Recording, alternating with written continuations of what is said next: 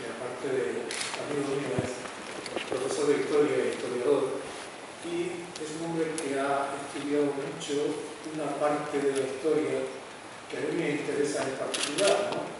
Que es esa parte de la historia que queda fuera del discurso oficial histórico, es decir, la parte de la historia que trata de aquello que casi nunca se convierte en historia porque desaparece. Y tiene que ver con lo que vamos a hablar, con lo que me han preguntado. Lo que hace justo practica y ha ayudado a difundir en España una disciplina llamada microhistoria, ¿no? Que su propio nombre creo que lo explica. Yo soy historiador, fui a la universidad y me dieron un título de licenciado en historia, que es distinto a ser historiador, ¿no? Pero siendo muy aficionado a la historia, hay una cosa que he observado y que me afectaba directamente mientras intentaba escribir este libro, que es el problema de aquello que desaparece con el tiempo. Nosotros creemos que conocemos el pasado. No dice 1492, Colón descubre América.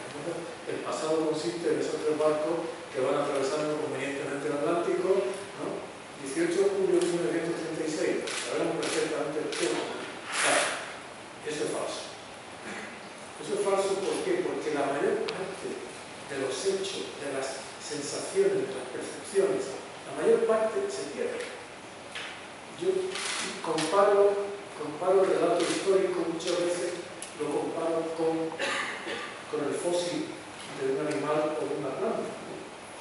Hay partes del organismo que fosilizan y partes del organismo que no fosilizan.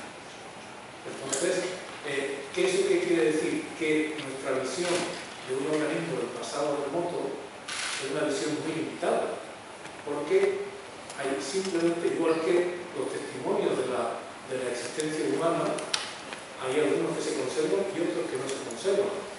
Es decir, poniendo un ejemplo más,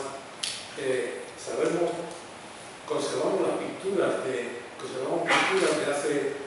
hace 40.000 años, no, 40.000 no, de 32.000 años, hasta hace 15.000 años, pero no conservamos pinturas sobre roca, pero no sabemos nada sobre cómo serían la mayor parte de los artefactos que podía tener la gente, que eran, por ejemplo, los cestos o los artefactos de la cultura material, y desde luego no sabemos a qué olía el mundo, ni sabemos cómo hablaba la gente, ¿no? Entonces, cuando me dijeron eso de hablar aquí, pensé, qué mejor compañía que la de Justo porque él entiende, está en condiciones de entender cuál era una parte de mi desafío a la hora de escribir esta novela. Es decir, tú escribes una novela que se sitúa en el pasado y tienes una serie de dificultades graves que para mí la principal era contar con naturalidad y al mismo tiempo estar dando una información fundamental para el lector sin que esa información, y tú lo has dicho muy bien, has usado muy bien una metáfora que es sin que esa información pesara. Imagínense que tenemos que hacer una escena que se desarrolla en un momento histórico, ¿no? Y tienes un personaje que está tomando un café y en ese momento pasa un vendedor de periódico y dice: ha sido asesinado el archiduque Francisco Fernando, ¿no? Entonces, ahí estamos haciendo trampa, ¿no?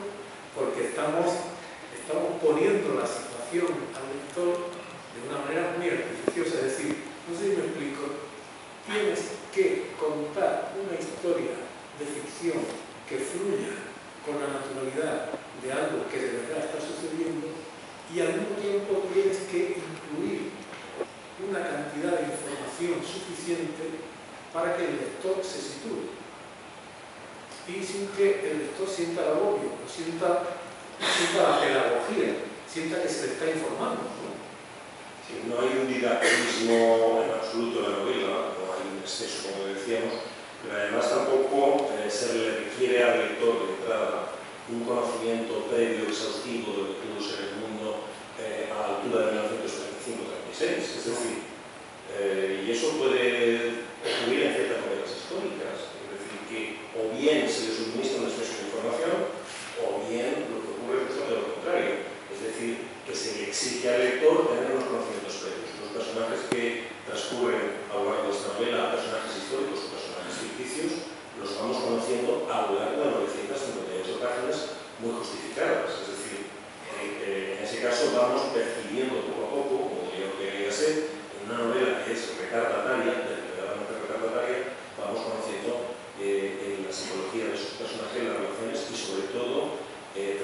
tratamos de, con el narrador, de que quizá podamos y debamos hablar después, tratamos de captar esos sentimientos, esas percepciones y aquello que, como decías en la primera metáfora que utilizabas, no queda registrado. Aquello que